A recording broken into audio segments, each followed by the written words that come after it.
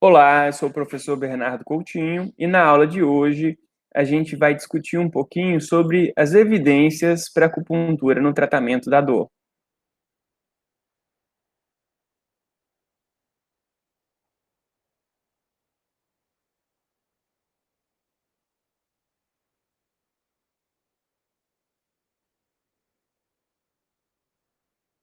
O intuito da nossa aula não é simplesmente trazer o que tem de evidência, né, a fim de responder essa pergunta, mas sim de mostrar para o profissional como buscar essa evidência, como avaliar as melhores evidências, né, e como aplicar na sua prática clínica.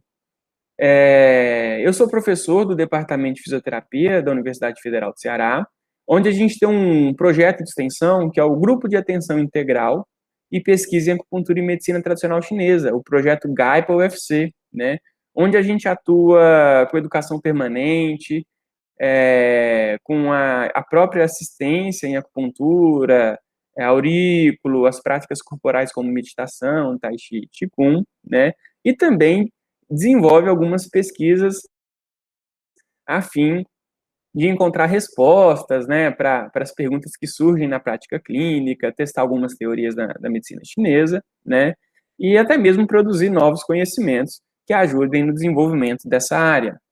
Então, a gente vai discutir na aula de hoje como é que é todo esse caminho de produção de conhecimento, né? E como que você, profissional, pode buscar a melhor evidência para qualificar o seu trabalho junto ao seu consultório, ao seu serviço, né? Chegar aos melhores resultados de maneira mais eficaz e de qualidade. Então, no Brasil, a acupuntura ela é reconhecida como uma profissão, né, e pode ser desempenhada de modo multiprofissional, por diferentes categorias profissionais, né. Então, o Ministério da Saúde, ele reconhece tanto a formação livre em acupuntura, né, que são os profissionais de nível médio que fazem a formação de 2 anos, ou então os profissionais de nível superior, né, com graduação, que realizam a formação em acupuntura a nível de pós-graduação lato sensu, né, da especialização. Então a gente vê aqui, através dessa portaria, que no SUS nós temos diferentes categorias profissionais trabalhando com a acupuntura. Um fato importante é que, independente de você ser um prestador de serviço do âmbito público ou no âmbito privado, o seu consultório, a sua clínica, ela precisa ter um cadastro junto ao CNES, né, que é o Cadastro Nacional de Estabelecimento de Saúde. E é esse cadastro que vai mostrar para o sistema de saúde, para o governo, que existem serviços e profissionais de um determinado município e região trabalhando com acupuntura e outras práticas integrativas e complementares, né. Só que esses profissionais, dentre as demandas que são mais comuns no seu dia a dia, a gente sabe que a dor, ela muitas vezes é o carro-chefe, né? Então podem chegar outras demandas aí de saúde mental, saúde da mulher, como incontinência urinária, mas a dor musculoesquelética, ela é uma das condições mais prevalentes, né? Na atenção básica, a segunda condição que mais leva o paciente a procurar atendimento, nos ambulatórios, é a primeira condição de saúde, né? Isso não só no Brasil, mas a gente tem dados mostrando isso ao nível internacional. E aí, a partir do momento que você se depara com esse tipo de demanda, você pode se perguntar, poxa, qual estilo de acupuntura que é mais efetivo para o tratamento de um paciente, por exemplo, com dor de cabeça, né? É, será que eu posso fazer a acupuntura Tung? Será que eu posso fazer a auriculoterapia, cranioacupuntura? Será que eu faço uma acupuntura seguindo a medicina tradicional chinesa de reequilíbrio energético? Ou será que eu vou buscar aí outros sinais, sintomas e trabalhar na perspectiva da acupuntura segundo a medicina ocidental, né, buscando aí pontos gatilhos? Então são várias perguntas e que a gente obter uma resposta mais confiável é difícil, né? Então a gente muitas vezes recorre a livros, recorre a auxílio de colegas, de professores, né? Mas você já parou para se perguntar qual que é a confiança que você tem nessa resposta, né? Só para trazer um exemplo para a gente ilustrar esse problema. Se você é cearense e a sua pergunta é qual time que é melhor, né? Fortaleza ou Ceará? São dois times que estão na primeira divisão do Campeonato Brasileiro. Imagina se você faz essa pergunta para um torcedor do Ceará ou se você faz essa pergunta para um torcedor do Fortaleza. A diferença das respostas que podem surgir. E por que essas respostas são diferentes? Porque, às vezes, o fato de torcer por um time vai influenciar nessa resposta, o fato dele trabalhar para aquele time, né, receber o sustento, um benefício financeiro, vai também influenciar na resposta, a questão das crenças dele, no que ele acredita, né, o contexto político, tudo isso pode impactar. Então, o que você precisa definir para tentar ter uma resposta mais clara, mais limpa? A primeira coisa são os critérios de comparação. Quando eu pergunto qual time é melhor, eu pergunto com base em qual critério? Em número de títulos no campeonato estadual, número de títulos no campeonato nacional, número de torcedores, né? Então, toda pergunta ela tem que ser analisada com base em um critério.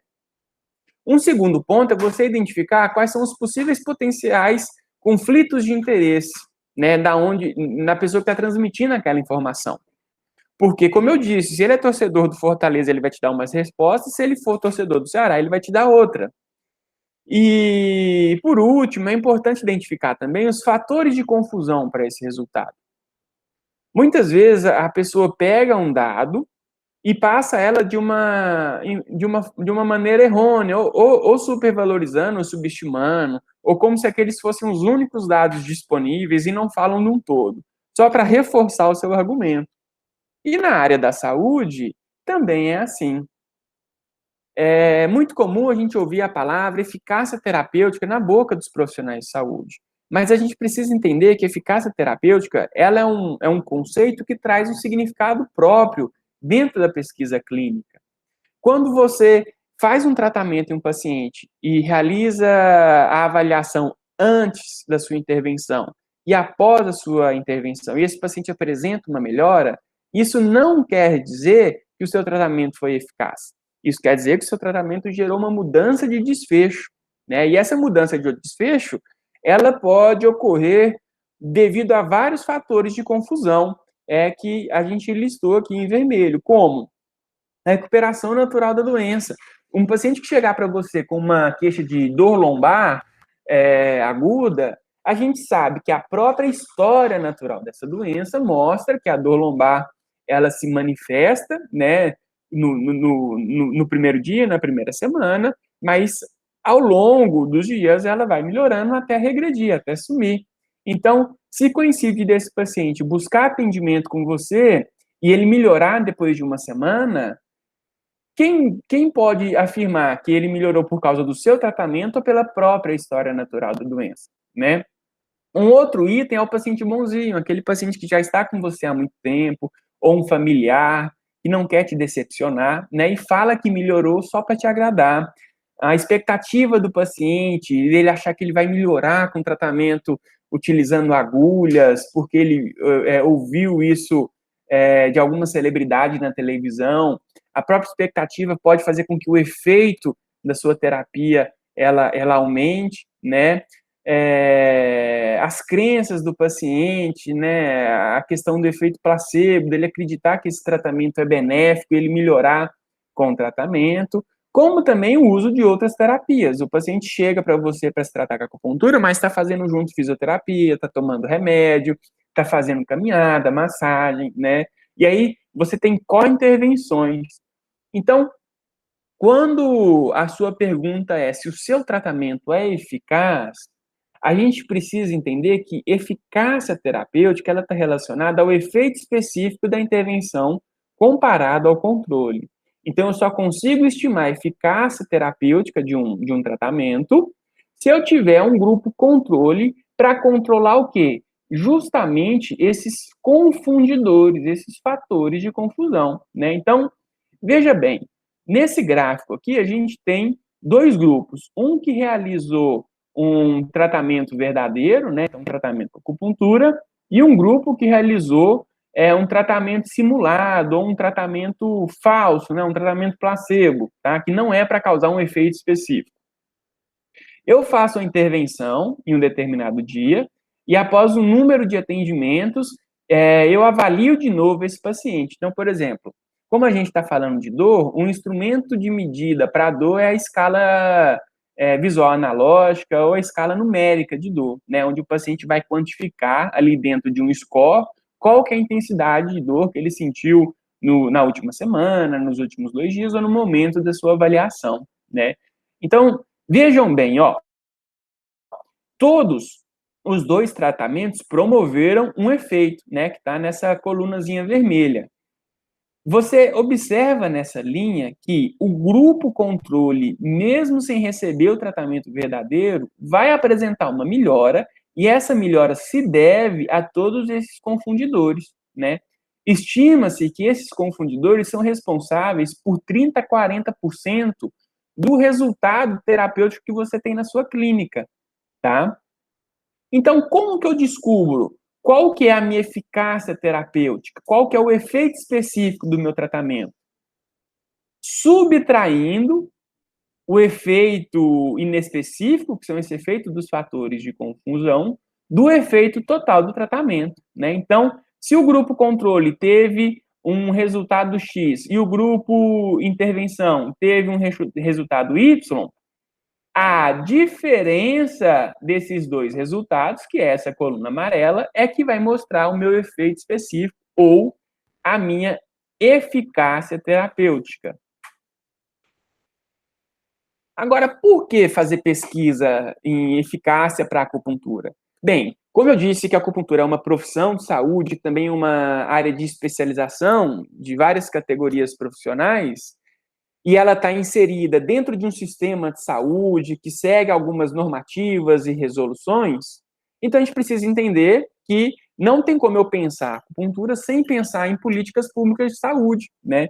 Então a própria Organização Mundial de Saúde e a nossa Política Nacional de Práticas Integrativas e Complementares, que é quem institucionaliza a acupuntura dentro dos serviços de saúde, elas trazem na sua diretriz o incentivo à pesquisa em práticas integrativas e complementares com vista ao aprimoramento da atenção à saúde, avaliando eficácia, eficiência, efetividade e segurança dos cuidados prestados.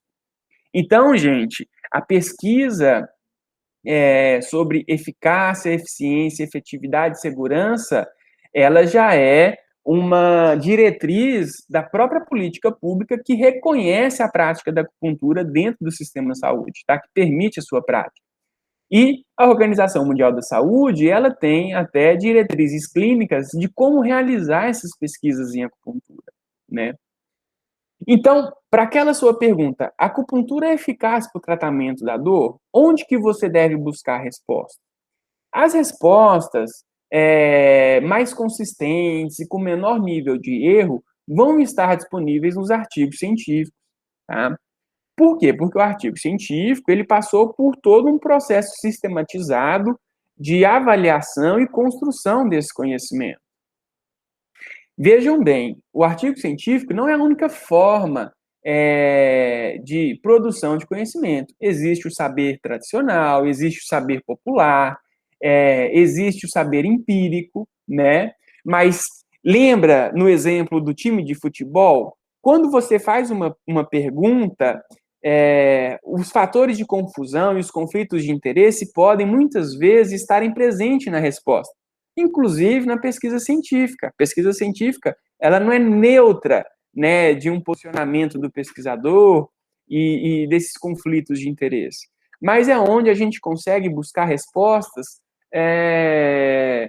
e avaliar o mérito, né, dessas respostas.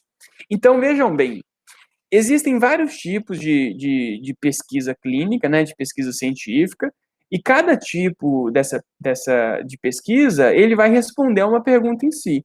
Então, se a sua pergunta for sobre qual que é o significado do tratamento com acupuntura para o paciente. Uma pergunta mais no intuito de compreender as experiências, a subjetividade do paciente tratado com acupuntura, então a melhor forma de responder essa pergunta é através das pesquisas qualitativas. Agora, se a sua pergunta for qual a eficácia do tratamento com acupuntura nos pacientes com dor musculoesquelética, você tem que buscar o tipo de estudo que é o ensaio clínico aleatorizado controlado, né, que eu já dei um exemplo no slide anterior, né, por que é ensaio clínico controlado? Porque ele vai controlar os fatores de confusão para poder estimar a eficácia terapêutica do recurso que você está interessado, né? E existe um tipo de estudo que é a revisão sistemática desses ensaios clínicos controlados aleatorizados. O que é essa revisão sistemática? É pegar todos os ensaios clínicos disponíveis sobre aquele tema e fazer uma análise dos resultados que esses ensaios mostram, né? Se eles são consistentes, se eles convergem para um mesmo caminho, ou se eles são divergentes, né? Se existe aí metade falando bem e metade falando mal, né?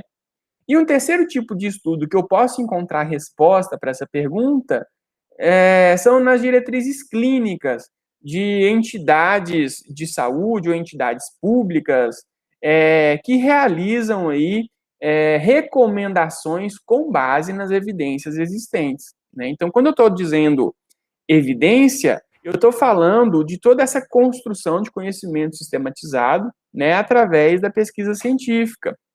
Um outro ponto importante é você identificar onde que esse artigo, onde que essa evidência foi publicada, né?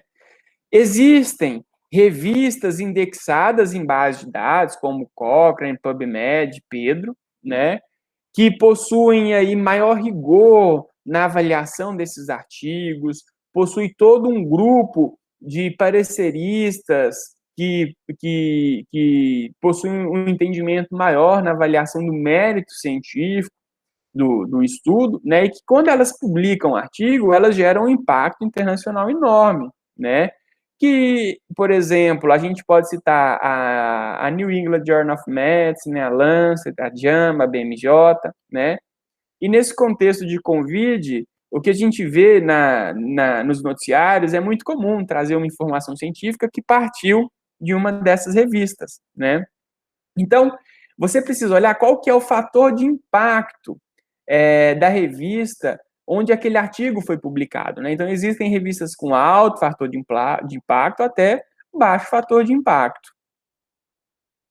E, na sua prática clínica, o ideal é que você, além de considerar a sua experiência com aquele recurso terapêutico, com aquela demanda de pacientes, que você também considere o tripé da PBE, né, que são os valores e as culturas, as subjetividades do indivíduo, mas também a melhor evidência científica disponível, né?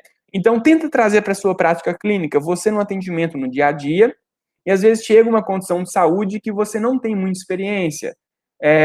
Pode chegar para você, por exemplo, não sei, uma dispareunia, né? Então, uma dor aí que acomete a população na saúde da mulher e que você não tem muito costume, muita experiência com esse tipo de tratamento. Se você buscar esse conhecimento através de colegas e professores, eu acho que vão surgir diferentes respostas, né? Diferentes dicas, caminhos para que você possa tratar esse paciente. Mas se você sentar atrás de um computador e fizer uma busca rápida nessas bases de dados, você consegue selecionar a melhor evidência, fazer a interpretação dessa evidência e tentar aplicar na sua prática clínica a fim de ter uma resposta mais eficaz, tá? Então, a prática baseada em evidência, ela vem para te ajudar a melhorar a qualidade e o seu resultado na clínica, mantendo também a segurança para o paciente e reduzindo os custos, tanto para o paciente como para o sistema de saúde, né? Então, vamos partir da pergunta que gerou aí a nossa aula de hoje. A acupuntura é eficaz para a dor? Vejam bem, essa pergunta é uma pergunta incompleta, né? Não basta a pessoa dizer para mim se ele quer. Não basta ele dizer para mim, olha, acupuntura é eficaz para dor. Eu preciso saber que tipo de acupuntura você está falando. Você está falando da acupuntura segundo o referencial da medicina tradicional chinesa, segundo o referencial da medicina clássica chinesa, da acupuntura taoísta, segundo o referencial da acupuntura contemporânea, neurofisiológica. Você está falando de qual tipo de acupuntura? Acupuntura Tung, acupuntura pela auriculoterapia, acupuntura japonesa, acupuntura francesa, crânioacupuntura, eletroacupuntura. Então, eu preciso definir qual que é a intervenção de interesse. Segundo, eficaz para dor, mas em qual paciente? Em gestante com dor lombar, em mulher com dispareunia, em idoso com dor lombar, em atleta com dor no joelho. Eu preciso definir qual que é a minha população de interesse. E quando eu estou falando de dor, eu estou falando de qual desfecho, né? Então, eu quero saber se ela é eficaz para a dor na avaliação unidimensional, que é simplesmente avaliar a intensidade da dor através da escala numérica, escala visual analógica, ou eu quero saber a dor em outras dimensões, né? Então, no modelo mais biopsicossocial, aí existe aí um instrumento que vai tentar mensurar isso,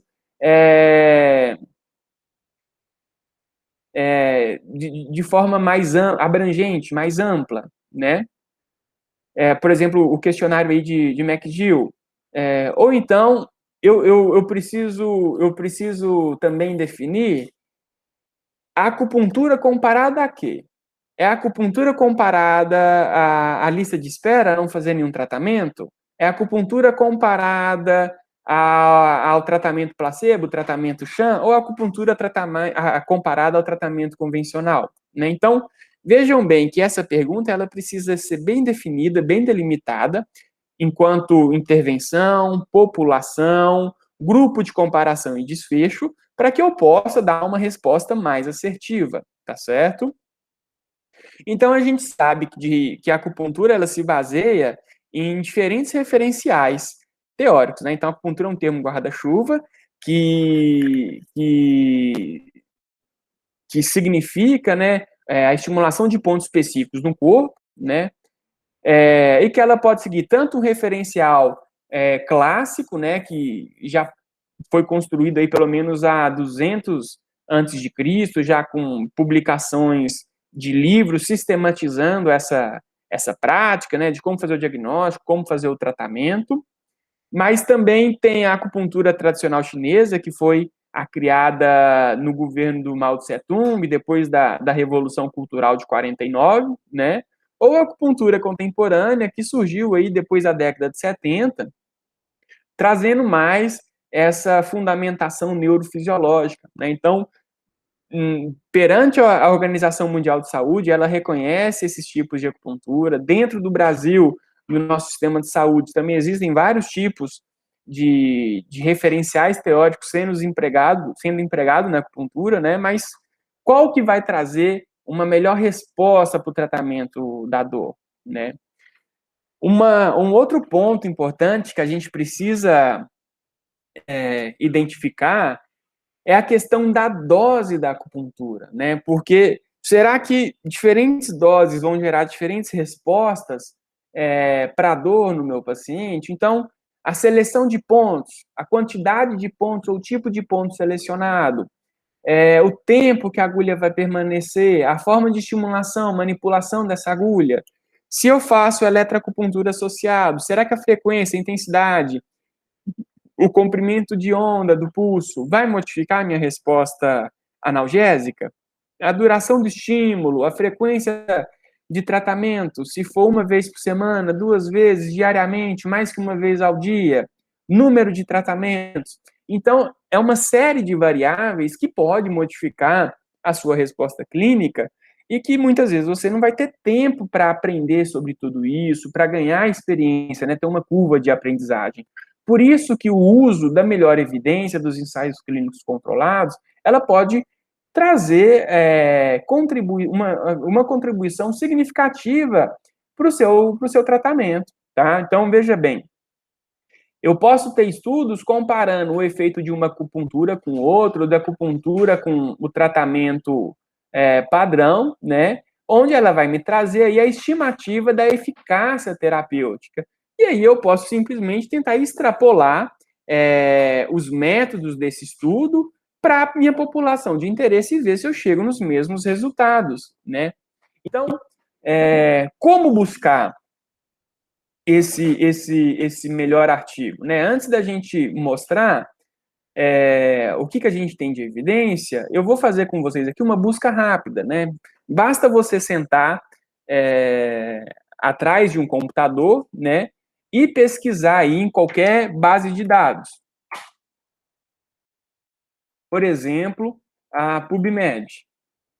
Agora, gente, entra uma questão que pode ser aí uma dificuldade, né, para o profissional fazer a busca, que é a questão do uso de termos em inglês, né? Então, por exemplo, tem bases de dados que só aceitam buscas a partir de palavras e termos em inglês, né? Então, veja bem, eu preciso digitar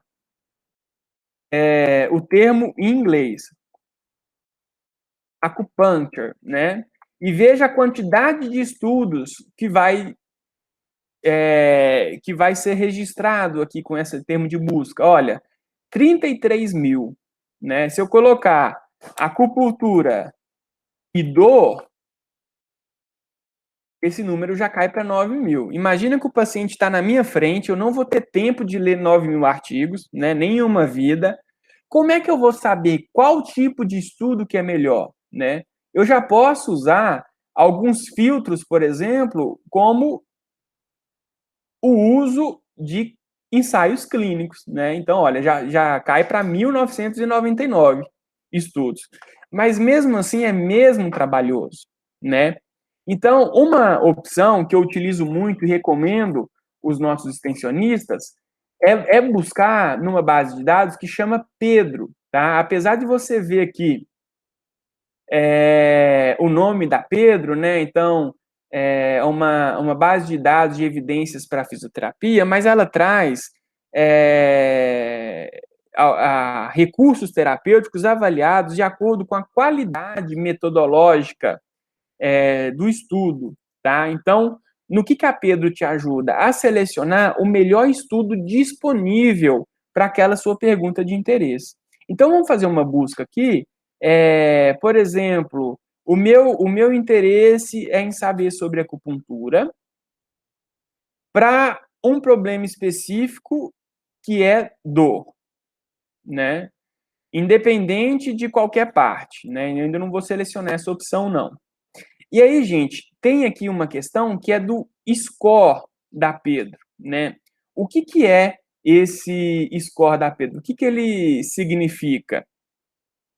Esse score da Pedro, ele está relacionado à qualidade metodológica do estudo, tá? Então, veja bem, lembra de todos aqueles confundidores, aqueles fatores de confusão que eu mostrei para vocês no slide inicial?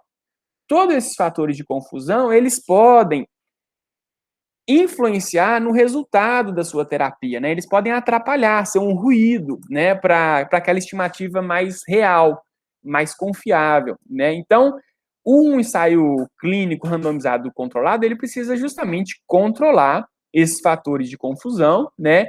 E aí, a escala Pedro é uma escala que vai medir a qualidade metodológica de um estudo. Quanto maior a qualidade metodológica, menor o risco de viés daquela resposta, né? Então, mais eu posso confiar naquela resposta. Então, veja bem, a escala Pedro, ela traz 10 itens, ela traz 11 itens, mas 10 itens são pontuados. Então, ela fornece um score de 0 a 10, né? E quanto maior o score daquele estudo, significa que melhor é a qualidade metodológica, né? E mais livre de viés aquele resultado está. Então, uma dica que eu dou para vocês é buscarem artigos com score na PEDO de 6 para cima, né? E esses estudos, eles precisam estar disponíveis em uma revista com alto fator de impacto, de preferência, né? Então, vamos voltar aqui para o nosso site, né? Eu vou colocar aqui, então, de um score de pelo menos 6 pontos, né? De 0 a 10, eu quero um score de pelo menos 6 pontos na escala Pedro. E vou pedir a busca.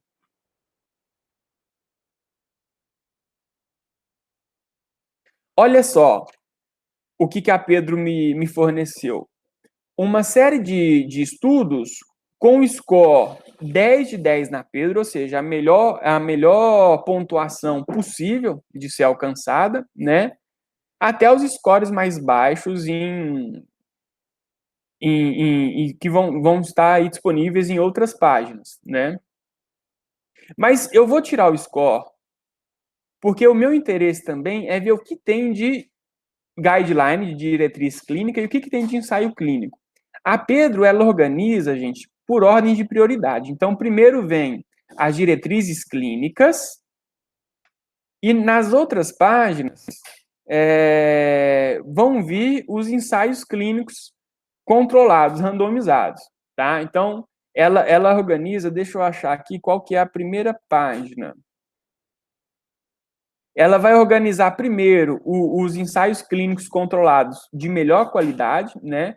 Que, por exemplo, são os publicados pelo grupo Cochrane, né, de revisão sistemática, e depois ela traz aí revisões sistemáticas não Cochrane, né, até chegar nos ensaios clínicos, como eu já mostrei anteriormente. Então, você utilizar essa ferramenta de busca te torna mais independente na produção do seu conhecimento. Então, na hora que a minha pergunta for o uso da auriculoterapia em pacientes com dor crônica lombar é eficaz comparado ao tratamento placebo? Em vez de eu perguntar isso para um colega, para um profissional que pode me dar uma resposta enviesada de acordo com o seu interesse, eu posso sentar aqui na Pedro e, em coisas de 1 minuto, selecionar o melhor estudo, tá? Então, veja bem, o guideline, ele é um tipo de evidência que vai trazer uma série de recomendações. Quais são os recursos recomendados para o tratamento de um problema específico? Então, veja bem, olha, esse aqui é o guideline do Colégio Americano de Reumatologia, e ele traz, então, algumas recomendações para o manejo da osteoartrite, né? Então, vamos abrir esse guideline para ver o que tem de recomendação de terapia, né? Então, vocês vão acompanhando aí todo o meu passo a passo, né, na busca e abertura desses estudos, só para a gente acompanhar como que o passo a passo para eu chegar até abrir o artigo, tá? Lembrando que a ideia aqui é a gente trazer uma aula mais básica, introdutória, para que os profissionais comecem a trazer a prática baseada em evidência para o seu dia a dia, né? Então, veja bem, eu abri aqui o guideline e ele vai trazer algumas recomendações logo de início, dizer um pouquinho o que é a osteoartrite de joelho, como é que se avalia, como é que se diagnostica, né, aqui na perspectiva ocidental, e ele vai trazer, por exemplo, as recomendações, né, então, terapias recomendadas para o manejo da osteoartrite. Então, ele divide numa cor verde mais intensa o que é fortemente recomendado e numa cor mais verde claro o que é recomendado condicionalmente, pois a literatura ainda traz alguns conflitos, algumas contradições, né? E ainda não é consistente. Então, veja bem, recomendação para osteoartrite tanto de joelho e quadril, entra os exercícios, entra a perda de peso, o Tai Chi Chuan, que é uma prática integrativa e complementar da medicina tradicional chinesa, né? E já a recomendação parcial, entra aqui acupuntura, yoga, outras duas práticas integrativas e complementares, uma da medicina chinesa e outra da medicina ayurvédica, né, e uma série de outros recursos terapêuticos. O guideline também traz quais são os recursos terapêuticos que não devem ser utilizados, né? Então, terapias que não são recomendadas para o manejo da osteoartrite de joelho, né? Então, entra aqui uma recomendação forte contrária para o uso da eletroestimulação transcutânea, o uso da terapia manual e uma outra série de recursos, né? Pois bem, agora vamos tentar abrir uma revisão sistemática da Cochrane para ver o que ela traz de recomendação, né? Como é que eu faço a leitura de uma revisão sistemática da Cochrane, né? Eu estou aqui passando as páginas para ver onde que aparece revisão sistemática. Muito bem. Então, ó, acupuntura ou acupressão para o manejo da dor durante o parto. Vamos abrir essa meta-análise. Então, eu já vejo que ela foi publicada na Cochrane em 2020 por um grupo ocidental, né? Então, é um estudo muito recente, né? E aí, como é que eu faço, então, uma leitura mais dinâmica do meu paper, né? O principal é você localizar qual foi o objetivo do estudo, né? Então, avaliar o efeito da acupuntura e da acupressão para o manejo da dor no parto. Então, se você atende pacientes gestantes e é comum a queixa, né, que leva ela ao seu consultório, é justamente essa dor lombar, ou então desculpa, dor lombar não, gente, ou então ela te busca, né, no intuito de que você participe durante o momento do parto para ajudar a reduzir a dor e trazer mais conforto. Então, essa meta-análise pode te ajudar, né? Então, a meta-análise, ela vai trazer aqui, no seu resumo, além do objetivo, a conclusão, né? Então, a acupuntura em comparação com o tratamento simulado, SHAM, pode aumentar a satisfação com o manejo da dor e reduzir o uso de analgésicos, né? De medicamentos analgésicos, né? Poxa, que bacana, né? Esse estudo aqui me interessa. Então, eu vou de novo fazer aquele mesmo processo, né, pedindo para abrir o estudo. Veja bem, algumas revistas, gente, elas não disponibilizam gratuitamente os estudos, tá? Então, você vai ter limitação do acesso, que você vai ter que pagar, aí normalmente é um valor alto, é uma taxa de $40 para disponibilizar o estudo aí por um dia, 2 dias ou algumas horas, né? Mas você também pode tentar buscar esses estudos logado na rede de alguma universidade ou pedir para algum colega que ele vai conseguir abrir o estudo, salvar o PDF e enviar para você, né? Então, para quem nunca teve acesso com uma revisão sistemática da literatura, a revisão Cochrane ela é uma das mais abrangentes e de melhor qualidade, né? O ideal é que você faça a leitura do artigo inteira, né? Mas se você precisa de ter respostas rápidas, não tem tempo para ler o estudo, o ideal é que você já venha logo na parte da meta-análise, né? Que são análises estatísticas realizadas através dos achados nos estudos disponíveis, né? Então, deixa eu tentar encontrar aqui uma meta-análise só para mostrar para vocês, né? Eu vou reduzir para facilitar aqui a nossa busca. Pronto. Então, gente, só para vocês terem uma ideia, olha, isso aqui é uma meta-análise, né? Então, por exemplo, a análise de interesse foi comparar a acupuntura versus o placebo, né? Para o desfecho e intensidade da dor. Então, a gente vê aqui alguns grupos de análise, né? Onde teve a análise da acupuntura manual baseada em um estudo, né? E eu vejo aqui, ó, o agrupado do resultado tocando essa linha, né? Essa linha, ela equivale à linha da não diferença, ou seja, toda vez que a meta-análise tocar nessa linha, ela mostra que não houve diferença estatística entre o resultado dos dois grupos, ou seja, o tratamento verdadeiro não foi superior ao tratamento placebo, né, de comparação. Então, ou seja, o efeito que a acupuntura causou na clínica, segundo esse estudo, para essa condição, né, não foi superior ao efeito causado pelos fatores de confusão. Agora, e se eu fizer eletroacupuntura? Então, segundo esse estudo, né, eu já tenho aqui, ó, um efeito a favor da acupuntura e esse efeito não toca a linha da não diferença. Então, aqui eu encontro uma diferença significativa, estatisticamente significativa, para a acupuntura, tá? Então, veja bem, olha, ele promoveu aí uma diferença de 9 pontos, né, para dor. O intervalo de confiança ele não cruzou zero na diferença das médias, né? Então ele ficou do menos no menos, né? Então o que isso quer me dizer? Que nos pacientes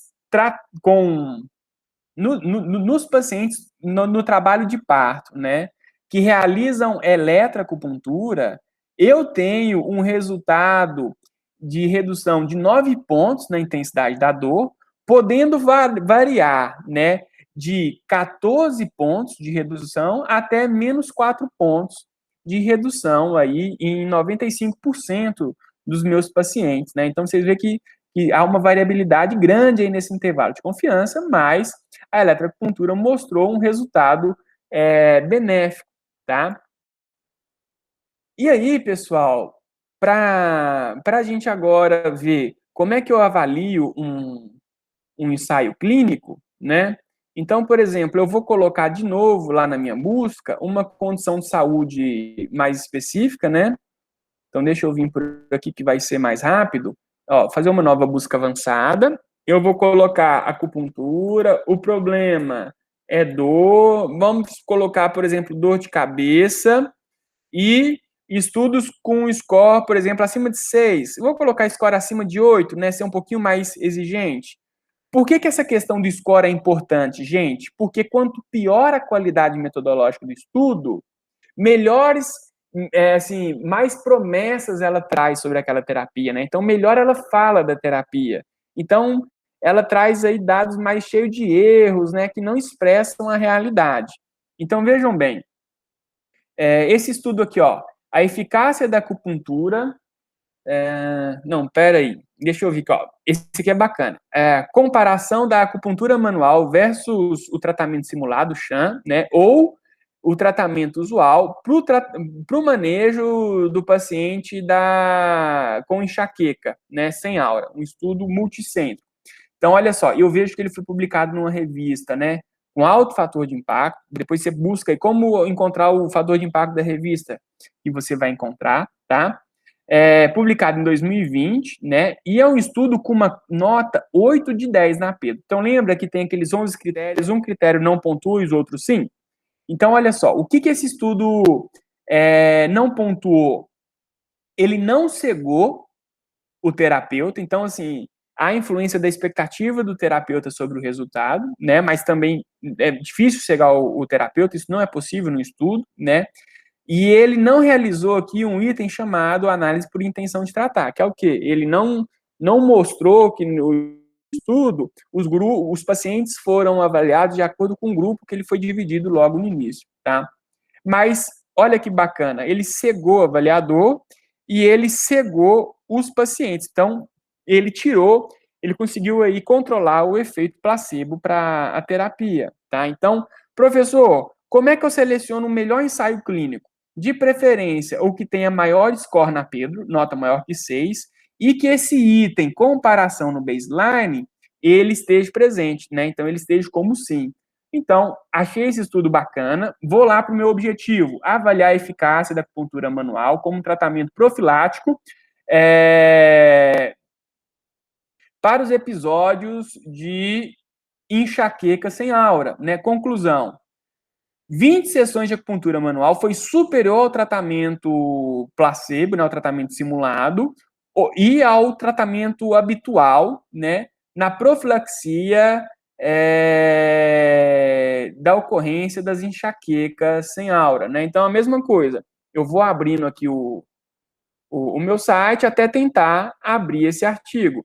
E aí, agora, a gente volta para a aula para a gente conseguir entender mais ou menos como é que foi a construção desse estudo, né? Então, olha que bacana, gente. Muitas vezes a gente ouve nos cursos de formação dizendo que a pesquisa não consegue contemplar toda a riqueza da medicina tradicional, toda a riqueza da medicina chinesa, né? Mas, gente, a gente tem que ter em mente uma coisa. A medicina chinesa, ela vem sendo investigada tanto na China, então a gente possui universidades de medicina chinesa, tá certo? Então, imagina que essas universidades, elas têm hospitais, onde passam 2.000 pacientes por dia, e só em um ambulatório, por exemplo, de neurologia, de dor, tá? E aí eu tenho profissionais chineses formados em medicina chinesa, formados em acupuntura, fazendo pesquisa dentro da universidade. Vocês acham realmente que esse profissional ele não tem o conhecimento necessário de medicina chinesa? E será que realmente é alguém no Ocidente, por exemplo, num país onde não tem hospital de medicina chinesa, que não está dentro de um serviço que passam 2.000 pacientes para ser tratado com acupuntura por dia, você acha que realmente um profissional no Ocidente, né, que atende no seu consultório 6, 10 pacientes por dia, ele vai ter maior domínio de medicina chinesa do que alguém formado dentro de uma universidade de medicina chinesa, atendendo vários pacientes por dia, dentro de um serviço onde só se atende isso, e podendo ali tirar dúvidas, dialogar e fazer pesquisa, né? Então, a gente vê que não há muito sentido, né, nessa afirmação. Então, olha que bacana, olha como que os referenciais teóricos da medicina chinesa, eles são incluídos nesses desenhos de estudo, né? Então, por exemplo, esse daqui é aquele estudo que a gente acabou de selecionar, né? E a pergunta dele foi se a acupuntura manual é mais efetiva que a acupuntura Shan ou o tratamento convencional para a enxaqueca sem aura, né? Além dele selecionar os pacientes com as crises de enxaqueca, diagnosticados com enxaqueca, ele fez uma subclassificação que foi de acordo com o padrão sindrômico daquela enxaqueca, seguindo os referenciais da medicina chinesa, né? Então, ele dividiu em 3 grupos, que foi o grupo de acometimento do grande meridiano Yangmin, ou do meridiano Taiyan, ou do meridiano Jueyin, né? Então, o diagnóstico seguiu a sintomatologia do meridiano acometido, utilizando agulhas de diâmetro de 0,30 por 3 centímetros de comprimento. Utilizaram pontos padronizados, né, que são esses daqui, fazendo a estimulação manual, evocando o DT, e aí fazendo um estímulo a cada 10 minutos, com 20 atendimentos, com duração de 30 minutos, 3 vezes por semana, né, fazendo uma pausa aí de uma semana após 10 atendimentos, né? Então, eles seguiram um programa de tratamento semi-padronizado, onde tinha esses pontos padronizados e que, de acordo com o diagnóstico do paciente, né, pela sintomatologia de acometimento de um grande meridiano, ele podia incluir o ponto estômago 8, se fosse acometimento do Yanmin, bexiga 10 do Taiyang, e VG20 do Jueyin, né? Então, olha só aqui, 150 indivíduos, divididos em 3 grupos, cada grupo com 60, né? Tirando aqui o tratamento habitual, que poderia ser remédios, consulta com médico e prática de atividade física, né? Que foram 30 indivíduos. Após 20 semanas de tratamento, o grupo acupuntura teve uma redução de 5,8 na intensidade da dor para 1,9, né? Comparado ao grupo placebo, que teve uma redução de 6,3 para 4,1, e com o grupo de tratamento habitual, que foi de 5,8 para 4,4, né?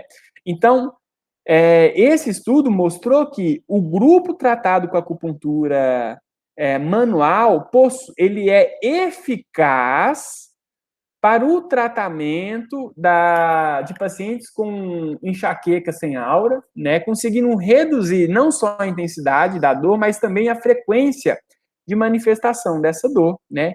Então, olha que legal. Lembra aquele gráfico inicial que eu mostrei? Aqui a gente tem, ó, no gráfico, mostrando que o tratamento convencional, ele gerou ali um efeito de 1,4, o tratamento simulado, um efeito de 2,2, então isso aqui pode ser tudo por causa daqueles fatores de confusão e até mesmo alguma coisa do próprio tratamento, mas a acupuntura manual, ela gerou um efeito muito superior, né, do que esses outros dois. Então, aqui é o efeito total da acupuntura manual, e aqui eu tenho o valor da minha eficácia terapêutica, né, que é justamente a diferença das médias, né, do tratamento simulado, né, o controle, para o meu tratamento verdadeiro, né. Então, eu tive aí uma redução de 2 pontos a mais do que no grupo controle.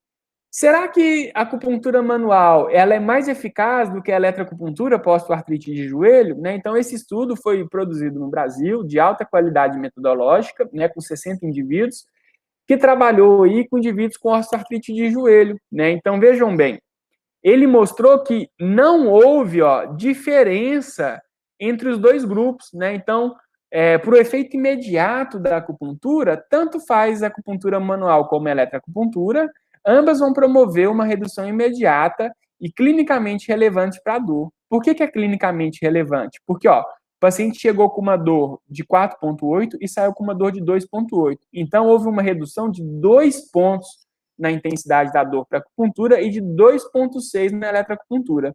Mas no cálculo estatístico, essa diferença de 2 e 2,6 não foi significativa. Né? Então, teve aqui uma diferença que saiu do menos para o mais no intervalo de confiança, e isso não acusou significância estatística. Tá? Uma outra pergunta que as evidências nos ajudam a responder: em pacientes que já realizam exercícios na fisioterapia, eu adicionar acupuntura manual, eu vou otimizar a sua recuperação, tendo aí como desfecho simplesmente a questão da dor, né? Então, eu tenho aqui 3 estudos mostrando que não, né? Então, veja bem, o grupo tratado com acupuntura simulada mais tratamento padrão, comparado ao grupo de acupuntura manual mais tratamento padrão, não mostrou ser superior, né? Então, ambos promoveram a melhora da dor, né? Não tendo diferença entre agulhar os pontos certos, fazendo estimulação manual, e não agulhar, né? Mas olha que resultado bacana. Ambos os grupos tiveram um resultado muito melhor do que só fazer o tratamento padrão, que é medicamento mais fisioterapia, né? Então, associar a acupuntura, ela promoveu um resultado melhor do que o tratamento padrão, porém a acupuntura manual não foi mais eficaz do que a acupuntura Chan, né? Só que se eu mudar o meu recurso terapêutico, a minha forma de estimulação, ao invés de fazer acupuntura manual, eu posso realizar uma eletroacupuntura de periósteo, que é o quê? Nas áreas de proeminência óssea, eu aproveito os pontos como o BP9, o VB40, os pontos que estão próximos de proeminência óssea, e eu aprofundo a minha agulha ali com 0,5 centímetro, eu alcanço a cortical óssea. Eu fazer a eletroacupuntura nesses pontos, ou fazer laser acupuntura associada ao exercício terapêutico realizado pelo fisioterapeuta, aí sim eu já mostro uma eficácia terapêutica. Tanto a eletroacupuntura de periósteo como a laser acupuntura promover uma redução significativamente estatística, né, e clinicamente relevante para o desfecho de dor. Então, aqui eu tenho um grupo que só fez exercício, né, mais terapia manual, e esse vermelho grupo que adicionou a eletroacupuntura. Veja que a intensidade da dor dele caiu muito mais do que comparado ao grupo que não fez a eletroacupuntura. Já para o grupo de laser também, exercício mais laser verdadeiro comparado a exercício mais laser placebo. O grupo que recebeu laser verdadeiro teve uma redução clinicamente importante e mais significativa do que o placebo. Agora, uma outra pergunta interessante. Será que o uso da medicina tradicional chinesa é superior ao uso da acupuntura médica, acupuntura ocidental, para o paciente com osteoartrite de joelho? Né? Então, a gente precisa entender que, quando eu vou trabalhar, por exemplo, com um paciente com osteoartrite de joelho, ele tem esse diagnóstico ocidental, mas eu preciso trazer também o diagnóstico da medicina chinesa, né? Então, essa diretriz aqui chinesa, ela traz um pouco a discussão sobre a visão da medicina chinesa no paciente com osteoartrite de joelho, né? E aí, o paciente com osteoartrite, ele pode ter diferentes síndromes que precisam ser diferenciadas. A síndrome de estagnação do qi, do sangue, invasão por frio, por umidade, deficiência do fígado, deficiência do rim, né? Tanto deficiência de fígado, de qi como sangue, né? E aí, para cada uma dessas síndromes, ele vai trazer um padrão sintomático, ou sintomatológico específico, né? Então, pacientes com estagnação de qi ou êxtase de sangue, eles podem apresentar uma dor articular que é agravada pelo repouso, né? E uma série de outros sintomas que eu vou também identificar no exame do pulso e da língua, né? E que essa sintomatologia vai diferenciar das outras síndromes.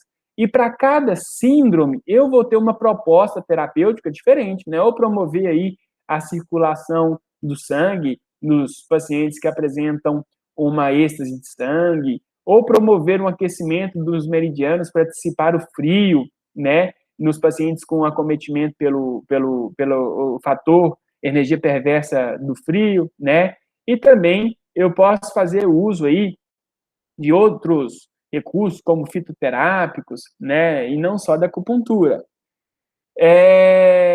Então, veja bem, esse estudo ele trabalhou o seguinte, um grupo passou por toda essa diferenciação sindrômica, né, essa individualização do tratamento segundo a medicina chinesa. Um outro grupo fez um protocolo de pontos, então, independente do paciente, foi o mesmo protocolo de pontos. E um outro grupo, ele fez simplesmente o tratamento placebo, né, simulou que fez acupuntura, estimulando em pontos que não eram de acupuntura, né? Então, pontos não específicos. Olha que legal o resultado, gente, ó. Eu vejo que para o desfecho dor, simplesmente, né, fazer a acupuntura clássica, né, que é essa individualizada segundo a medicina chinesa, ou fazer a acupuntura que eles chamam de moderna, que é essa utilizando o referencial neurofisiológico, ambas vão promover redução da dor, né, de modo imediato, quando comparado ao tratamento não específico, a agulhar qualquer ponto no corpo. Só que para o desfecho de flexão do joelho, o grupo que realizou a acupuntura clássica, individualização da acupuntura, ele apresentou um melhor resultado para ganho de EDM de joelho, comparado ao grupo que fez acupuntura no referencial neurofisiológico, e ambas foram mais eficazes do que o tratamento não específico, agulhar qualquer ponto no corpo, tá? Então, o que esse NNT mostra? É o número necessário para tratar. Ele mostra que no grupo que fez a acupuntura clássica, a cada 1,5 pacientes tratados, um apresentou melhora para ganho de flexão do joelho. Já no grupo da acupuntura ocidental, para cada 3 pacientes tratados, um apresentou melhora para o ganho de flexão do joelho. E para o grupo de acupuntura não específica, para cada 19 pacientes tratados, apenas um apresentou melhora para ADM de flexão do joelho, né? E aí existem vários tipos de pesquisa. Esse aqui é um estudo piloto, né? É um estudo que tenta botar aí o protocolo de estudo em prática para ver se ele é viável, ver aqui os resultados que podem aparecer antes de rodar um ensaio clínico maior, de maior custo, né? E a pergunta desse estudo aqui foi o seguinte: ele tentou validar aquela teoria dos grandes meridianos, que, por exemplo, com acometimento no alto, eu preciso tratar o baixo, se o problema é do lado direito, eu trato o lado esquerdo, né, que são alguns referenciais da medicina chinesa. Então, a gente sabe, por exemplo, que por causa do grande meridiano que liga estômago e intestino grosso, o ponto estômago 38, ele é recomendado para o tratamento da dor, né, no ombro. Então, a pergunta desse estudo foi: tem diferença eu estimular o ponto ipsilateral, a sintomatologia do meu paciente, ou comparado ao ponto ipsilateral? Vamos falar de forma mais clara. Paciente com dor no ombro direito, faz diferença eu estimular o E38 da perna direita ou comparado ao E38 da perna esquerda, né? Então, olha só, um estudo realizado por um grupo do Departamento de Acupuntura e Moxobustão, do Hospital de Medicina Tradicional Chinesa de Beijing, né? Então, imagina, gente, o nível de conhecimento em acupuntura e medicina chinesa desses terapeutas, desse grupo, né? Qual que foi o desfecho? Além de avaliar a intensidade da dor, eles também avaliaram a ressonância nuclear magnética funcional, né? Então, eles viram, através de imagens do córtex cerebral, regiões de maior fluxo sanguíneo na estimulação de um grupo ou de um grupo. E o que eles encontraram? Que os resultados desse estudo piloto ainda, então não é nada que se dê para afirmar com certeza, tá? Mas é um resultado promissor que incentiva a realização de novos estudos. Ele mostra que os efeitos clínicos e também os mecanismos cerebrais, né, foram diferentes entre os dois tipos de estimulação, quando comparado a estimulação do E38 contralateral com o ipsilateral ao local de dor do paciente, aí, com acometimento de dor no ombro, tá? E que o tratamento contralateral, ele se mostra mais promissor, então ele pode trazer melhor efeito tanto para a dor, como também a nível aí de ativação de mecanismos corticais, né, nesse tipo de paciente. Então, o que eu trago de considerações finais para vocês, né? A pesquisa em acupuntura, gente, ela é uma prática muito comum não só no Oriente, mas também no Ocidente, né? Então, quem teve uma formação aí mais no Brasil sabe que a acupuntura ela chegou no Ocidente e que um dos principais responsáveis pelo ensino acadêmico da acupuntura foi Sully de Morin na França, né? Que criou aí o que se chama da Escola Francesa de Acupuntura, e que Sully de Morin, além de publicar livros, ele também fazia pesquisas em colaboração com seus alunos, né? Então, o Roger Delafouille, o Flandin, o Paul Ferreiroles, o próprio Félix Mann, que foi um dos grandes, uma das grandes referências para a acupuntura ocidental e criação da Associação Britânica de Acupuntura Médica, né? O Jacques Nimboyer, que foi uma grande referência para o estudo da eletroacupuntura já bem no início aí da década de 50, 70, todos esses alunos do Sully de Morin, que são da escola francesa, já vêm publicando artigos, desde 48, 51. O próprio Félix Mann publicou na temática de acupuntura para dor na Lancet, né? Então, quando dizem que ciência e acupuntura não dialogam, não se aproximam, isso aí, gente, é mito, tá? Mas é lógico que para fazer pesquisa em acupuntura, eu preciso dominar os referenciais teóricos da acupuntura, né? Então, eu tenho que saber fazer a inspeção de língua, face, avaliar os meridianos principais e os colaterais, fazer a escuta, fazer o interrogatório, perguntar sobre os hábitos de vida, as funções digestiva, urinária, né? E também saber fazer a palpação dos meridianos, pontos e a palpação do ponto. Para quê? Do pulso, para que eu defina o meu padrão sindrômico, né?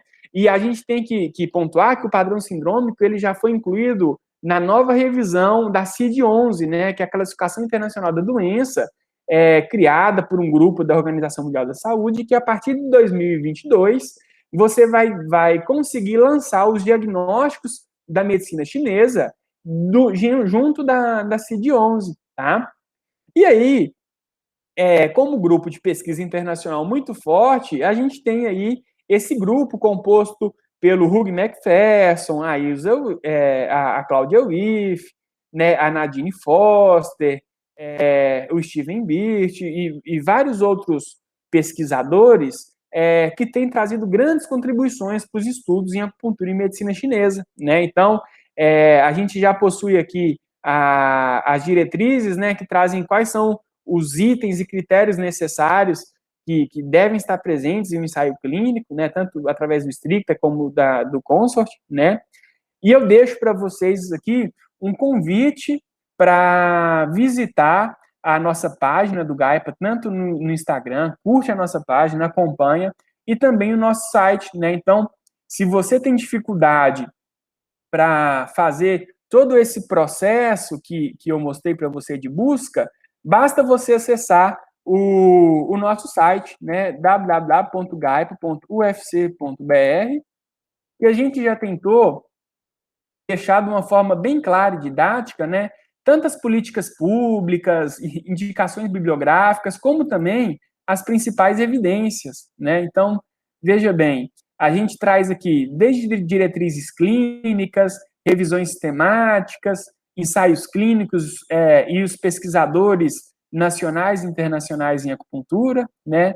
E a gente tenta produzir uma síntese para facilitar a busca de vocês, né? Então, por exemplo, como que a acupuntura vem sendo recomendada nesses guidelines, nas revisões sistemáticas com meta-análise, o que tem de revisão Cochrane, o que tem de revisão sistemática não Cochrane, a gente faz uma síntese dos principais resultados, por exemplo, o desfecho dor, acupuntura comparada a não tratamento, comparada a sham, comparada ao tratamento habitual, efeito a curto prazo, imediato, longo prazo, se ela é eficaz ou não é eficaz, né? Depois você pode aprimorar a sua leitura nisso.